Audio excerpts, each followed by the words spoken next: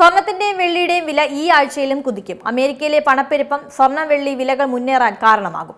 പശ്ചിമേഷ്യയിലെ സംഭവങ്ങൾ, America Iran സമാധാന കരാറും ഹോർമുസ് കടലിടുക്ക് വീണ്ടും തുറക്കുന്നതുമായ കാര്യങ്ങളും വില വർധനയെ സ്വാധീനിക്കുന്നുണ്ട്. സ്വർണ്ണവില കുത്തനെ ഉയർന്ന സാഹചര്യത്തിൽ പഴയ സ്വർണം കൊടുത്ത് പുതിയത് വാങ്ങുന്ന രീതിയാണ് ജ്വല്ലറികളിൽ കാണുന്നത്. വില ഉയരുമ്പോൾ ഉപഭോക്താക്കൾ കൂടുതലായി സ്വർണം വിറ്റ് പണം വാങ്ങുന്നത് പതിവാണ്. പണം നൽകുന്നതിന് പകരം സ്വർണം മാറ്റി വാങ്ങുന്ന രീതിയാണ് തുടരുന്നത്. ഉത്സവ സീസണിൽ കച്ചവടത്തെയും ലാഭത്തെയും ബാധിച്ചതോടെ ഉപഭോക്താക്കളുടെ പഴയ സ്വർണത്തിന് പകരം പണം നൽകുന്ന പദ്ധതികൾ വീണ്ടും തുടങ്ങി.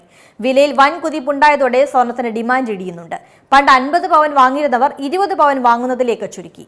24 ക്യാരറ്റ് 10 ഗ്രാമിന് 1,60,480 രൂപയിലാണ് വ്യാപാരം. ഈ വർഷം ജനുവരി 1-ന് ഇത് 1,35,000 രൂപയായിരുന്നു. വില വീണ്ടും കുതിച്ചു തുടങ്ങിയതോടെ സ്വർണം വാങ്ങുന്നതും കുറഞ്ഞു തുടങ്ങി.